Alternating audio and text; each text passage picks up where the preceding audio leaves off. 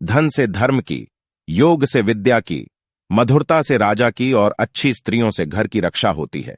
गुरुरग्निर्द्विजातीनां वर्णानां ब्राह्मणो गुरु, पतिरेव गुरु स्त्रीणां सर्वस्वाभ्यागतो गुरु। ब्राह्मण, क्षत्रिय और वैश्य आदि द्विजों के लिए अग्निहोत्र गुरु के समान आदरणीय है। चारों वर्णों में ब्राह्मण सबसे अधिक श्रेष्ठ और आदरणीय है। स्त्रियों के लिए पति ही गुरु है और घर में आया हुआ अतिथि सभी के आदर सत्कार के योग्य माना गया है। द्विजों का कर्तव्य है कि वे अग्निहोत्र आदि कर्म आदरपूर्वक नित्य करते रहें। अग्निहोत्र से वायुमंडल शुद्ध होता है। मनुष्य के स्वास्थ्य और पर्यावरण के सुधार के लिए हवन, यज्ञ आदि करना आवश्यक माना गया है। ब्राह्मण को पूजनीय इसलिए माना गया है क्योंकि वे सभी वर्णों को विद्या देते हैं। स्त्रियों के लिए पति ही उसका आदरणीय गुरु होता है क्योंकि वही उसका भरण पोषण करता है और उसे सन्मार्ग पर ले जाने में सहायता करता है। घर में आए हुए अतिथि का आदर सत्कार सभी लोगों को करना चाहिए क्योंकि वह बहुत थोड़ी देर के लिए किसी के घर आता है। अतिथि देवो भव, ऐसा शास्त्र वचन भी है। यथा चतुर्भिः कनकम परीक्ष्यते निघर्षण छेदन तापताड़नय, तथा चतुर्भिः पुरुष परीक्ष्यते त्यागेन शीलेण गुणेन कर्मणा। जिस प्रकार सोने की परीक्षा 4 प्रकार से की जाती है, उसे कसौटी पर घिसा जाता है, काटकर देखा जाता है, तपाया जाता है और कूटकर उसकी जांच की जाती है, उसी प्रकार मनुष्य कितना श्रेष्ठ है इसकी पहचान भी इन 4 बातों से होती है। चाणक्य के अनुसार इन चारों प्रकारों से की गई परीक्षा में स्वयं को सही सिद्ध करने वाला व्यक्ति ही खरा है। उसकी सज्जनता, उसका चरित्र, उसके गुण और उसका आचार व्यवहार उसके खरेपण की पुष्टि करते हैं। तावद भयेषु भेतव्यम यावद भयम नागतम, आगतम तु भयम दृष्ट्वा प्रहर्तव्यम शंकया। संकट प्रत्येक मनुष्य पर आते हैं, परंतु बुद्धिमान व्यक्तियों को संकटों और आपत्तियों से तभी तक डरना चाहिए जब तक वे सिर पर न आ जाएं। संकट और दुख आने पर तो व्यक्ति को अपनी पूरी शक्ति से उन्हें दूर करने का प्रयत्न करना चाहिए। एकोदर समुद्भूता, एक नक्षत्र जात का। न भवंति समाः शीले यथा बदरिकंटका। एक ही माता के पेट और एक ही नक्षत्र में उत्पन्न हुए बालक गुण, कर्म और स्वभाव में एक समान नहीं होते। जैसे बेर वृक्ष के सभी फल और उनके कांटे एक जैसे नहीं होते, उनमें अंतर होता है। चाणक्य ने बेर और कांटों की उपमा एक विशेष विचार से दी है। एक ही बेर के वृक्ष पर लगे हुए सभी फल मीठे नहीं होते। बेर वृक्ष पर कांटे भी होते हैं, परंतु वह कांटे भी एक जैसे कठोर नहीं होते। इसी प्रकार यह आवश्यक नहीं कि एक ही माता पिता के और एक ही नक्षत्र में पैदा होने वाले बच्चों के गुण, कर्म और स्वभाव एक जैसे हों। उनका भाग्य तथा उनकी रुचियां एक जैसी नहीं होती। माता पिता के एक होने पर भी प्रारब्ध और परिस्थितियों का अंतर तो होता ही है। निःस्पृहो नाधिकारी स्यान्ना कामी मंडन प्रिय, ना विदग्ध प्रियम ब्रूयात स्फुट वक्ता न वंचक। कोई भी अधिकारी लोभ रहित नहीं होता। श्रृंगार प्रेमी में काम वासना की अधिकता होती ही है। जो व्यक्ति चतुर नहीं है वह मधुरभाषी भी नहीं हो सकता तथा साफ बात कहने वाला व्यक्ति कभी भी धोखेबाज नहीं होता। प्रायः देखा जाता है कि जिस व्यक्ति में बड़ा बनने की लालसा होती है वही अधिकार प्राप्त करना चाहता है। जो अपने शरीर को अच्छे वस्त्रों और खुशबू आदि से सजाता है उसमें काम वासना की अधिकता होती है। मूर्ख और फूहड़ व्यक्ति मधुरभाषी नहीं होता।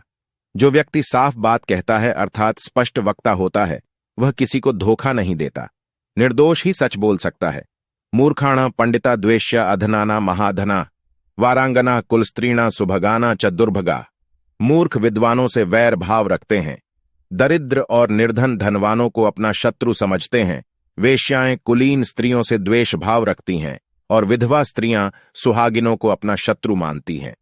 यह संसार का नियम है कि विपरीत स्थिति वाले लोग एक दूसरे को अपना शत्रु समझते हैं। चाहिए तो यह कि मूर्ख पंडितों का आदर करें जिससे उन्हें भी कुछ लाभ हो, परंतु वह उनका सम्मान करने के बजाय उनसे दुश्मनी रखते हैं।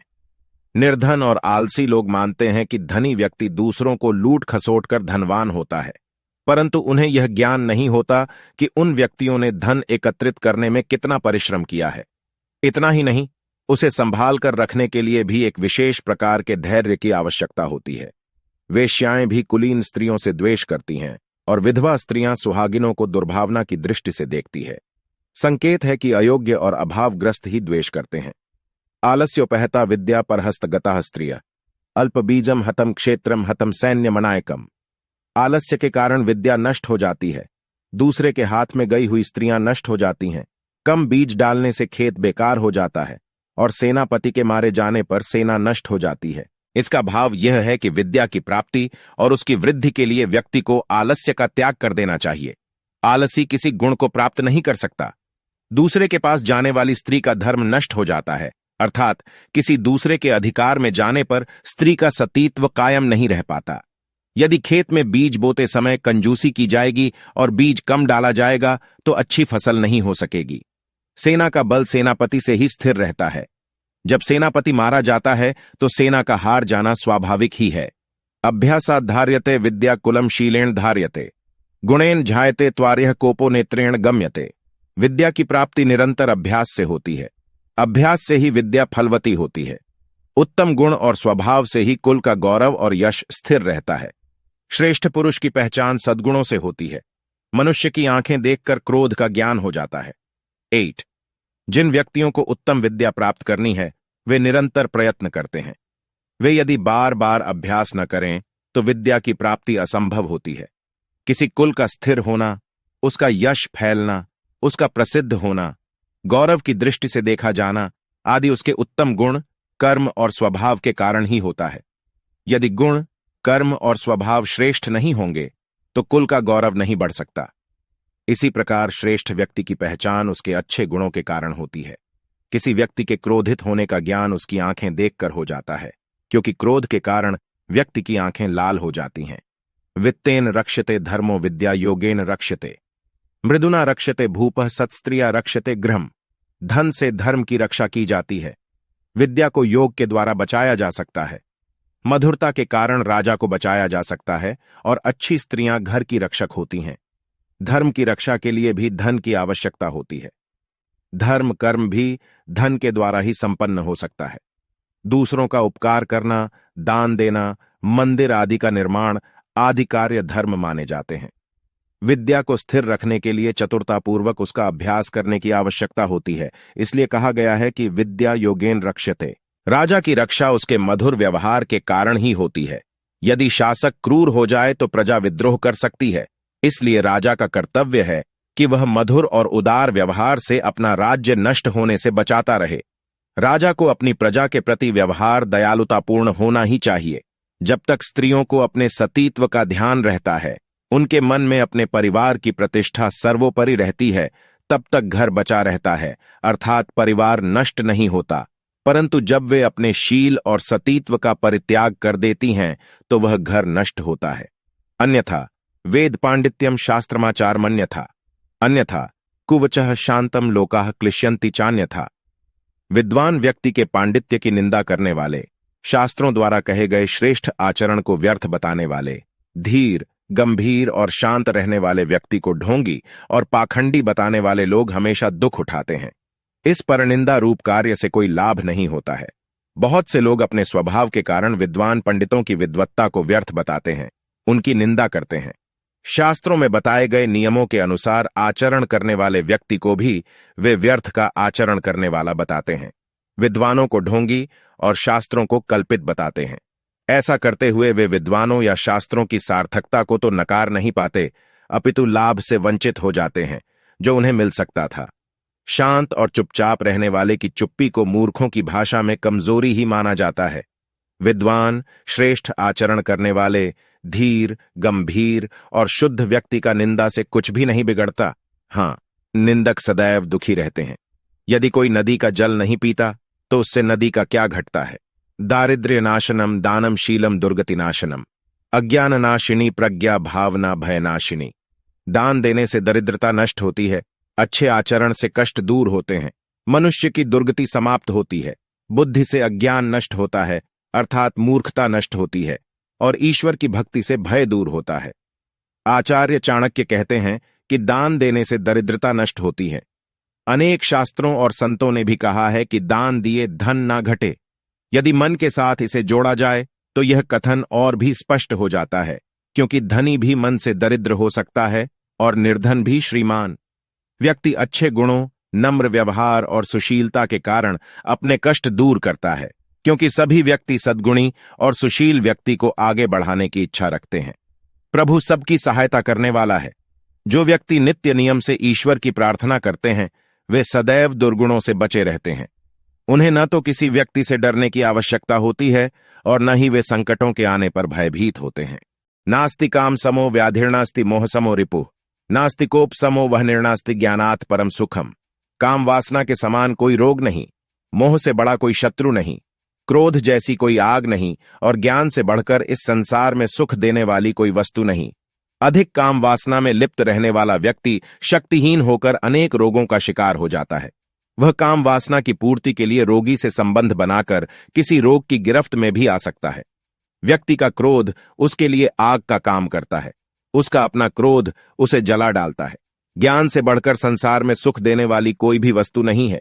जो व्यक्ति बुद्धि और विवेक से कार्य करता है वह सदा सुखी रहता है। मोह को सबसे बड़ा शत्रु बताया गया है। मोह का अर्थ है मूर्छा अर्थात अविवेक। यह बुद्धि को नष्ट कर देता है। जन्म मृत्यु ही यात्यको भुनक्त्येक शुभाशुभम नरकेशु पतत्येक एको याति परांगतिम। जिस प्रकार मनुष्य अकेला ही जन्म लेता है उसी प्रकार अकेले ही उसे पाप और पुण्य का फल भी भोगना पड़ता है।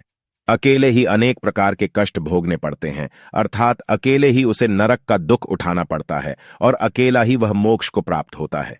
मनुष्य के जन्म और मृत्यु के चक्र में उसका कोई साथ नहीं देता।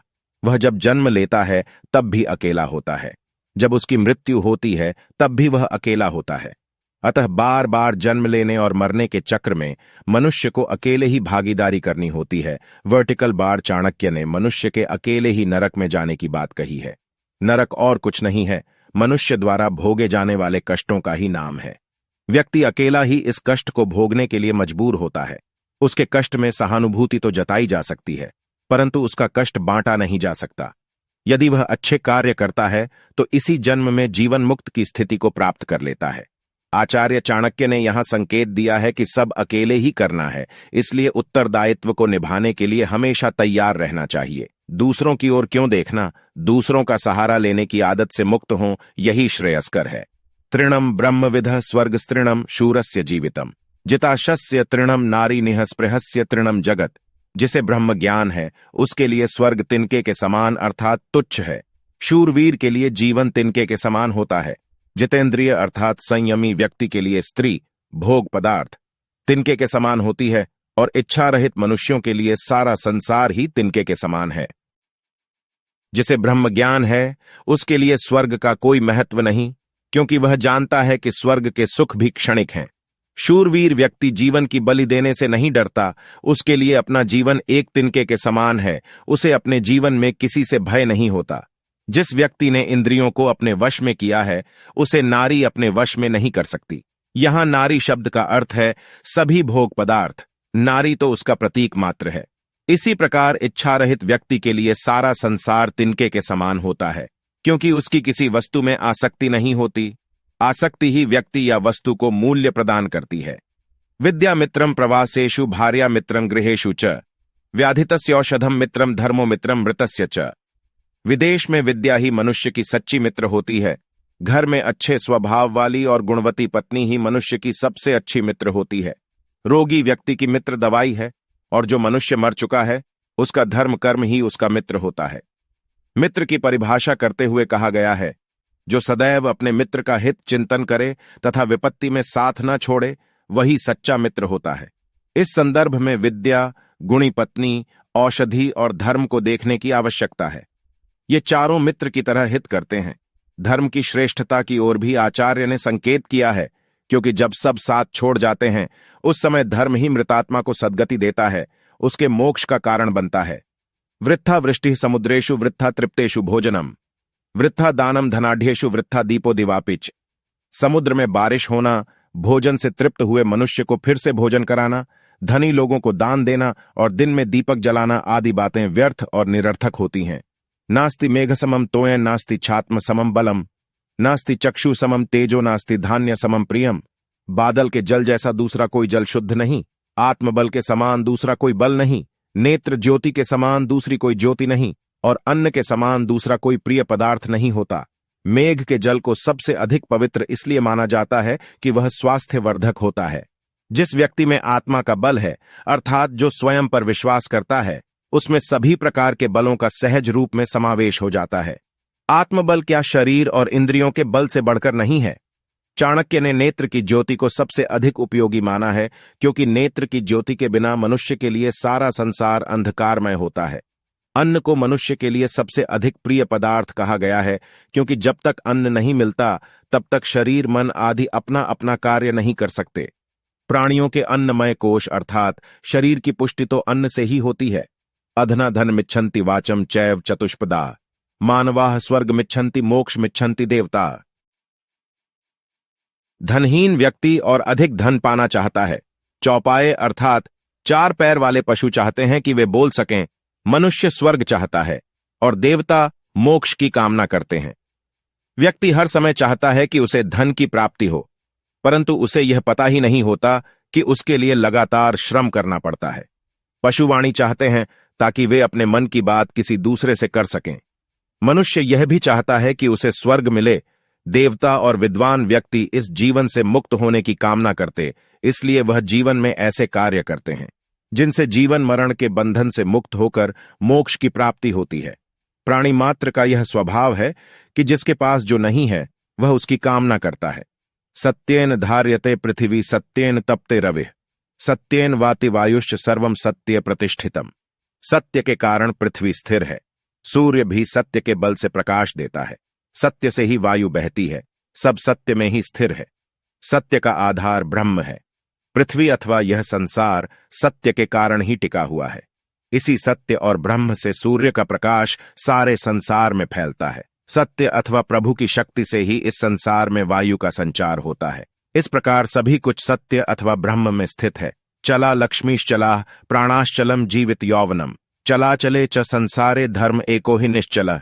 इस चराचर जगत में लक्ष्मी धन चलायमान है, अर्थात लक्ष्मी स्थिर नहीं रहती, नष्ट हो जाती है। प्राण भी नाशवान हैं, जीवन और यौवन भी नष्ट होने वाले हैं। इस चराचर संसार में एकमात्र धर्म ही स्थिर है। धन संपत्ति मनुष्य के पास सदा नहीं रहती, उसके कर्मों के अनुसार आती जाती है। जिस मनुष्य ने जीवन धारण किया है उसका मरना भी आवश्यक है, इसीलिए प्राणों को स्थिर नहीं कहा जा सकता। मनुष्य का यौवन सदा स्थिर रहने वाली वस्तु नहीं, बुढ़ापा यौवन का क्षय है, परंतु धर्म ऐसा तत्व है जिसका नाश नहीं होता। मनुष्य की मृत्यु के बाद भी धर्म ही उसका साथ देता है। शास्त्र की भी मान्यता है कि आते भी हम अकेले हैं और जाते भी अकेले ही हैं, लेकिन धर्म हमेशा साथ रहता है। आचार्य के अनुसार जो हमेशा साथ रहने वाला है उसकी ओर मनुष्य को ध्यान देना चाहिए। नराणा नापितो धूर्तः पक्षिणा चैव वायसा, चतुष्पदां श्रृगालस्तु स्त्रीणा धूर्ता च मालिनी। बिरादरियों में नाई सबसे अधिक चालाक और होशियार होता है। पक्षियों में कौआ, 4 मनुष्य पैरों वाले जानवरों में गीदड़ और स्त्रियों में मालिन अत्यधिक चतुर होती है। यहां जिन जातियों की बात आचार्य चाणक्य ने की है उसे आपत्तिजनक मानना आचार्य के कथन को सही संदर्भ में न समझने की भूल करना है। जो जाति जितनी अधिक सामाजिक होती है उसे इस बात का व्यावहारिक अनुभव होता है कि किस व्यक्ति से किस प्रकार कार्य करवाना है। कुछ बिरादरियों में जो पुरानी परंपराओं का निर्वाह कर रही हैं, आज भी नापित की महत्वपूर्ण भूमिका होती है। पहले शादी विवाह आदि में महत्वपूर्ण निर्णय भी इनके द्वारा लिए जाते थे। ये मीडिएटर का काम करते थे और अपने यजमान के प्रति वफादार होते थे। इनके सामने लोग अपने मन की बात खोलकर भी रख देते हैं। यही स्थिति फूल का व्यापार करने वाली जाति की स्त्रियों की भी है। उनका मेल हर तरह के लोगों के साथ होता था। अपनी बात रखने के बारे में तथा किसी के सवाल का तत्काल जवाब देने में आज भी उनकी कोई बराबरी नहीं है। यहां एक बात विशेष रूप से समझने की है कि इस दुनिया में कुछ भी नकारात्मक नहीं है। बुद्धिमान व्यक्ति प्रत्येक वस्तु का, प्रत्येक स्थिति परिस्थिति का और प्रत्येक संवेग का सही प्रयोग और उपयोग करना जानता है। यही उसकी सफलता का मूल मंत्र है। इसीलिए वह विशेष कहलाता है। और यह भी कि शब्दों का अर्थ रूढ़ की जगह यदि यौगिक रूप में किया जाए तो सर्वसाधारण उसे खींचकर उसी ओर ले जाता जो जनसामान्य में प्रचलित है। इस बारे में तो सभी एकमत से सहमत हैं कि कुछ शब्दों का एक अर्थ नहीं होता, उसके सही अर्थों को संदर्भ के अनुसार लगाना पड़ता है। जब शब्द का अर्थ भाव के विपरीत हो तो लक्ष्यार्थ को समझने का प्रयास करना चाहिए। अध्याय का सार। गुरु की महिमा का वर्णन सर्वत्र किया गया है, परंतु चाणक्य ने यह भी स्पष्ट किया है कि सामान्य जीवन में कौन किसका गुरु होता है। उनका कहना है कि स्त्रियों का गुरु उसका पति होता है, गृहस्थ का गुरु अतिथि होता है, ब्राह्मण, क्षत्रिय और वैश्य का गुरु अग्नि अर्थात अग्निहोत्र है और चारों वर्णों का गुरु ब्राह्मण होता है। जिस प्रकार सोने को कसौटी पर घिसकर आग में तपाकर उसकी शुद्धता की परख होती है, उसी प्रकार मनुष्य अपने अच्छे कर्मों और गुणों से पहचाना जाता है और प्रतिकूल परिस्थितियों में ये निखरते हैं। चाणक्य कहते हैं कि मनुष्य को जीवन में भयभीत होने की आवश्यकता नहीं, उसे निडर होकर कार्य करने चाहिए। यदि किसी भय की आशंका हो तो भी घबराना नहीं चाहिए, बल्कि संकट आने पर उसका डटकर मुकाबला करना चाहिए। चाणक्य कहते हैं कि यह आवश्यक नहीं है कि एक ही माता से उत्पन्न होने वाली संतान एक ही प्रकार के स्वभाव वाली हो, सब में अलग अलग गुण होते हैं। यह वैयक्तिक भिन्नता तो प्रकृति का विशेष गुण है। चाणक्य का मानना है कि कोई भी व्यक्ति वह वस्तु प्राप्त नहीं कर सकता जिसे प्राप्त करने की उसमें इच्छा न हो। जिसे विषय वासनाओं से प्रेम नहीं, वह श्रृंगार अथवा सुंदरता बढ़ाने वाली वस्तुओं की मांग नहीं करता। जो व्यक्ति बिना किसी लाग लपेट के स्पष्ट बात कहता है, वह कपटी नहीं होता। विद्या अभ्यास से प्राप्त होती है और आलस्य से नष्ट हो जाती है। दूसरे के हाथ में दिया हुआ धन वापस मिलना कठिन होता है और जिस खेत में बीज कम डाला जाता है, वह फसल नष्ट हो जाती है।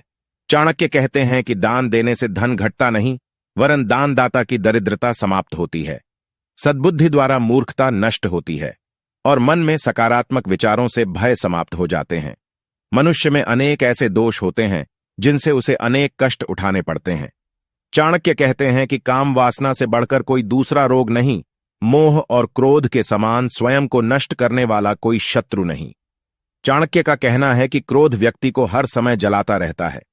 मनुष्य जो कर्म करता है, अच्छा या बुरा, उसका फल उसे अकेले ही भोगना पड़ता है। वह अकेला ही इस संसार में जन्म लेता है और अकेला ही मरता भी है। स्वर्ग अथवा नरक में भी वह अकेला ही जाता है, केवल कर्म ही उसके साथ जाते हैं। मनुष्य जब विदेश में जाता है तो उसका ज्ञान और बुद्धि ही साथ देती है। घर में पत्नी ही सच्ची मित्र होती है। औषधि रोगी के लिए हितकर होने के कारण उसकी मित्र है।